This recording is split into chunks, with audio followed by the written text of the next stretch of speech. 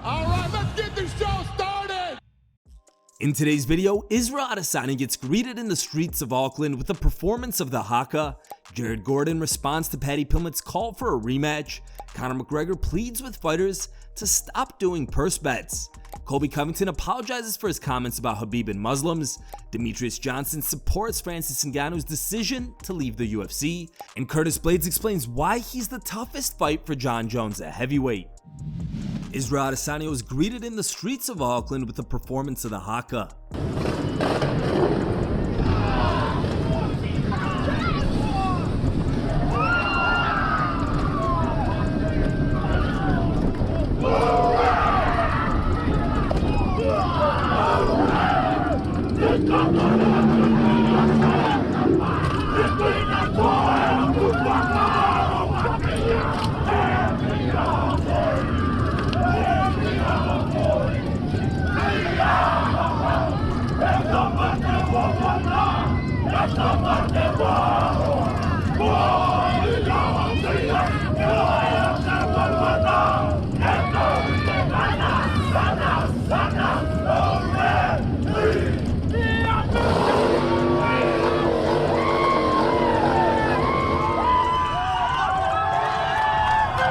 Jared Gordon thinks a rematch with Paddy Pimblett would be a step backwards if he beats Bobby Green on Saturday at UFC Vegas 71.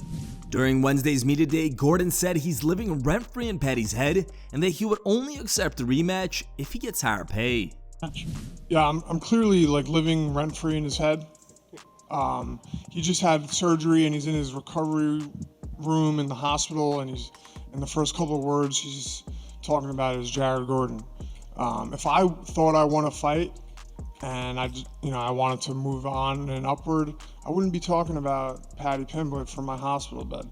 But it's not just me living rent-free in his head, it's every other media outlet and person in the industry. Joe Rogan, Nate Diaz, I think, said something.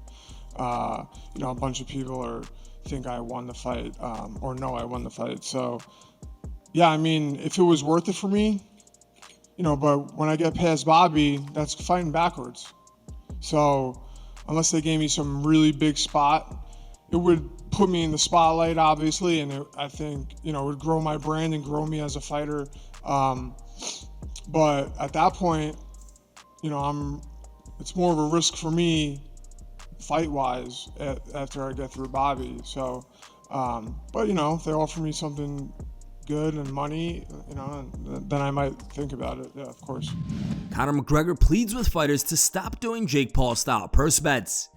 During a recent live stream, Ryan Garcia and Gervonta Davis agreed to bet their entire fight purse, which has been a trend in combat sports lately. In February, Jake Paul bet his entire fight purse that he would defeat Tommy Fury in Saudi Arabia. Jake later was defeated by the British boxer, but because their agreement wasn't in the contract, he didn't pay out.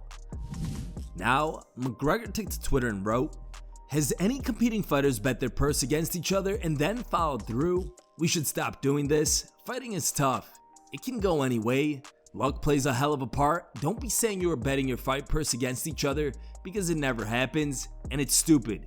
Train hard, fight hard, earn your dough, and then enjoy it. God bless." One fan wrote, "Do it against Chandler." To which Conor replied, "I make substantially more than everyone on the roster combined, so it's not feasible. I could bet a portion, however, but it's ridiculous. And no, this game, and the longer you are in it, gets tougher and tougher. I'm keeping my hard-earned money for my loved ones." A dug-up video has emerged on social media of Colby Covington apologizing for his controversial comments about Khabib Nurmagomedov and other Muslim fighters.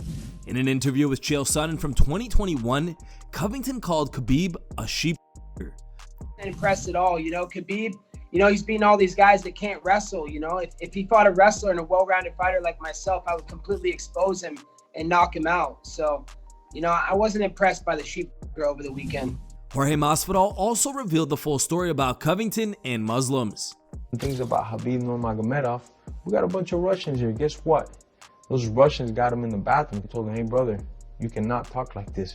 He's like, no, I'm sorry, apologetic yourself. At the time, we weren't cool at all, you know, because he had already ripped off my coach. So I was like, I hope they come up. And if he thinks I'm going to jump in for anything, the only thing I'm going to jump in is to kick his teeth in, you know. So I was hoping these Russians were going to take him out. But he was such a coward. And so like, no, never again, bro. I'm trying to make my mark. I'm trying to make my brand and my name. And they're like, don't disrespect Khabib. It was like 4 or 5 Russians that they cornered him here. And this guy just cowered out. Like, following a face-to-face encounter with a Muslim man on the street, Colby quickly altered his stance on Muslim fighters, prompting a reversal of his earlier comments. The encounter seems to have had a significant impact on his perspective. So listen, how you feel about Muslims? Tell me. I have nothing but love and respect for every Muslim in the world, and anybody that wants to your viewpoints or your viewpoints, and I would never judge anybody for what they believe in, and I have nothing but love for everybody and respect. Okay, so you don't have nothing against the Muslims? Hell yeah, much love and respect to the Muslims. I respect all you guys and what you guys believe in. That's it. Thanks, bro. Demetrious Johnson hits back at critics who believe Francis Ngannou made a mistake leaving the UFC.